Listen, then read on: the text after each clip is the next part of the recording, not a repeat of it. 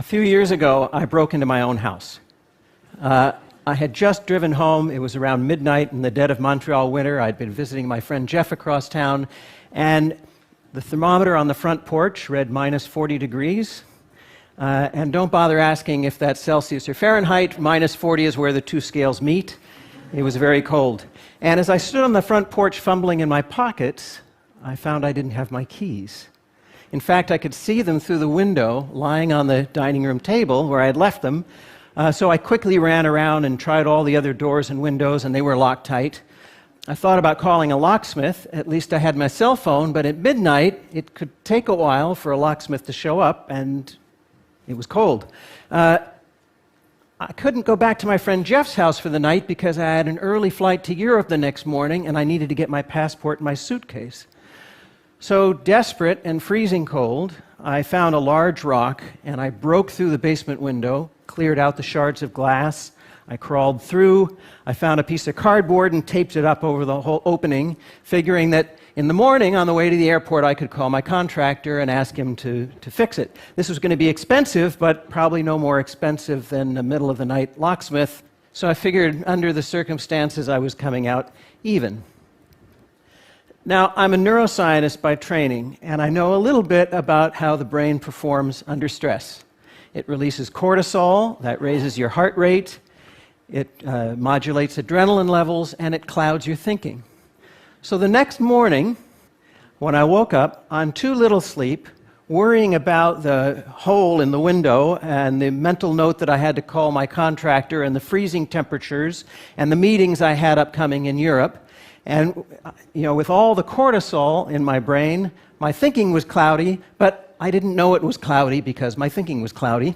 And it wasn't until I got to the airport check-in counter that I realized I didn't have my passport.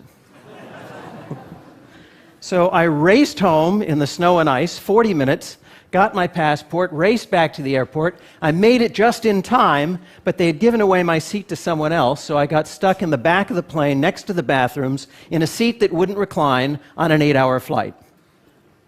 Well, I had a lot of time to think during those 8 hours of no sleep. And I started wondering, are there things that I can do, systems that I can put into place that'll prevent bad things from happening? Or at least if bad things happen, will minimize the likelihood of it being a total catastrophe. So I started thinking about that, but my thoughts didn't crystallize until about a month later. I was having dinner with my colleague Danny Kahneman, the Nobel Prize winner, and I somewhat embarrassedly told him about having broken my window and forgot my passport. And Danny shared with me that he'd been practicing something called prospective hindsight.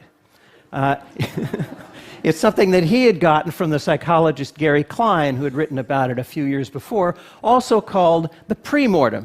Now, you all know what the postmortem is. Whenever there's a disaster, a team of experts come in and they try to figure out what went wrong, right? Well, in the premortem, Danny explained, you look ahead and you try to figure out all the things that could go wrong, and then you try to figure out what you can do to prevent those things from happening or to minimize the damage.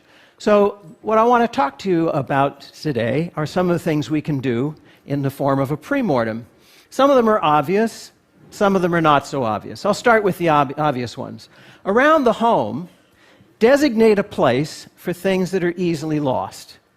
Now, this sounds like common sense, and it is, but there's a lot of science to back this up based on the way our spatial memory works.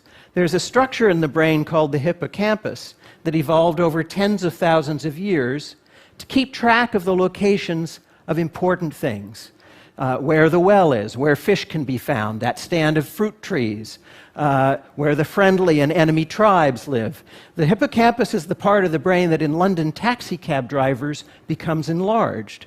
It's the part of the brain that allows squirrels to find their nuts. And if you're wondering, somebody actually did the experiment where they cut off the olfactory sense of the squirrels, and they could still find their nuts. They weren't using smell, they were using the hippocampus, this exquisitely evolved mechanism in the brain for finding things. But it's really good for things that don't move around much, not so good for things that move around. So this is why we lose car keys and reading glasses and passports. So in the home, designate a spot for your keys, a hook by the door, maybe a decorative bowl, for your passport, a particular drawer, for your reading glasses, a particular table. If you designate a spot and you're scrupulous about it, your things will always be there when you look for them. What about travel? Take a cell phone picture of your credit cards, your driver's license, your passport. Mail it to yourself so it's in the cloud. If these things are lost or stolen, you can facilitate replacement. Now, these are some rather obvious things.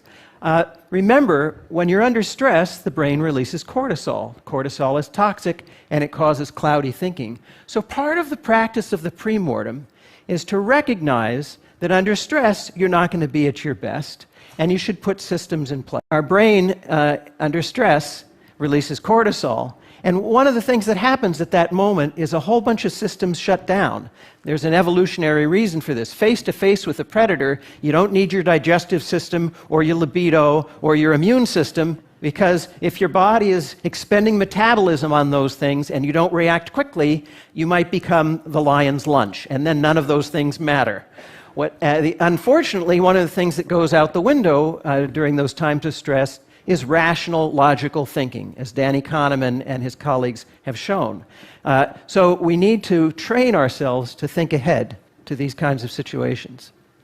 I think the important point here is recognizing that all of us are flawed.